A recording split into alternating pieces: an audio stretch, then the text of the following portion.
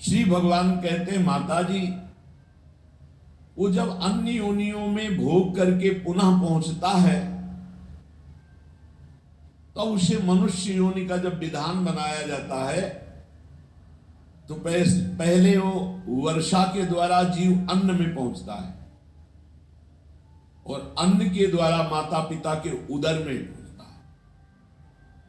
जो पिता का वीर्य और माता का रज दोनों के संयोग से उसकी रचना होती है। अव्यक्त है, आत्मस्वरूप है, अविनाशी है।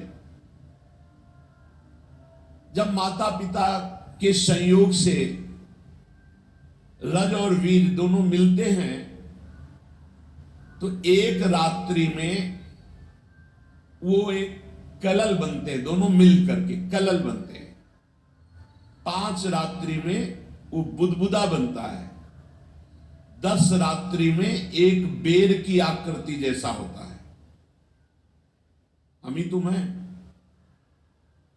उसके बाद 10 दिन के बाद धीरे धीरे मांसपेशियां बढ़ना शुरू हो जाती हैं। 1 महीने में बड़े अंडे का जैसा रूप। 1 महीने के बाद फिर उसकी सिराकृति बनती है, खोपड़ी की आकृति बनती है। 2 महीने के बाद हाथ पांव के अंग बनना शुरू होते हैं। 3रे महीने में नख, रोम, त्वचा, हड्डी और स्त्री पुरुष का चिन्ह, बालक है या बालिका, ये छिद्र उत्पन्न हो जाते हैं। 4 महीने में मांसाद धातुएं नस नाड़ियों में रक्त संचालन प्रारंभ हो जाता है। 5वें महीने में चेतना जागृत होने लगती है और भूख प्यास लगने लगती है। भारी नरक है, भारी नरक माता का गर्भ। 6ठे महीने में त्राहिमाम बोल देता है, इतना कष्ट। झिल्ली से लिपटा हुआ मां की दाहिनी कोख में बच्चा रहता है।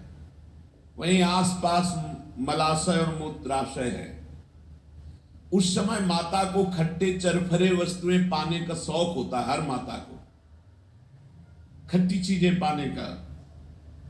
वो सब जाकर उसके शरीर को जलाती है, ताप पैदा करती है।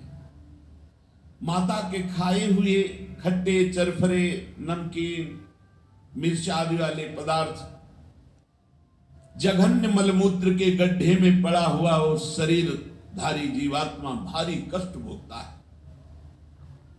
सुकुमार होता है। वहां विष्ठा के कीले छोटे छोटे उसके अंग प्रत्यंग को नोचते हैं। भारी क्लेश, इतना क्लेश की क्षण क्षण में उसे मूर्छा आती है। माता को और पसंद होता है गर्मा गर्म, कड़वा, तीखा, नमकीन, रूखा, खट्टा, आंतों से घिरा हुआ और सिर, पेट की ओर तथा पीठ और गर्दन कुंडलाकार, ऐसे बहुत कष्ट मां के गर्भ में बहुत। और देख लो, बड़े ज्ञाता बनते हो। 25 वर्ष, 30 वर्ष, 40 वर्ष की बात है, इसी घर में रह के आए हैं। हम सब इसी मां के गर्भ में रह के आए हैं। अब वो बंद झिल्लियों में पराधीन, अंग हिलाने डुलाने में भी असमर्थ, भारी कष्ट। उस समय भगवान की प्रेरणा से उसे कई जन्मों की याद आती, उसकी स्मरण शक्ति जागृत होती। तत्र लब्ध स्मृतिर दैवात्म कर्म जन्म सतोद्भवम, सैकड़ों जन्मों की उसे याद आती है।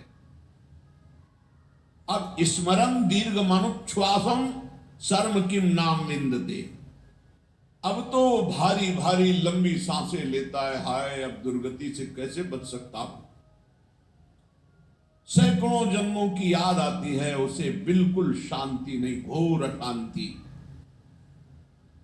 7वां महीना आरंभ होने पर ज्ञान शक्ति पूर्ण जागृत हो जाती है। अब प्रसूति वायु से वहां से चलायमान रखती है। यहां माता को आनंद होता है, बच्चा देखो हिल रहा है। उसे भारी पीड़ा, भारी अशांति, भारी क्लेश, केवल जीवनी शक्ति नाभि के द्वारा जो नाल है उसी से, न श्वास लेने की न देखने की, सब कुछ अनुभव हो रहा है, ज्ञान शक्ति जागृत हो गई है। सप्त धातु में स्थूल शरीर से बंधा हुआ वो देहात्मदर्शी जीव भयभीत हो जाता है। उसी समय भगवान की प्रेरणा से उसे भगवान का ज्ञान होता है, तो वो भगवान से स्तुति करता है माता के गर्भ में। तस्योपसन्नमवितुं जगतीच्छयात् नाना तनोर्भुवि चलच्चरणारविन्दम् सोऽहं व्रजामि शरणं कुतो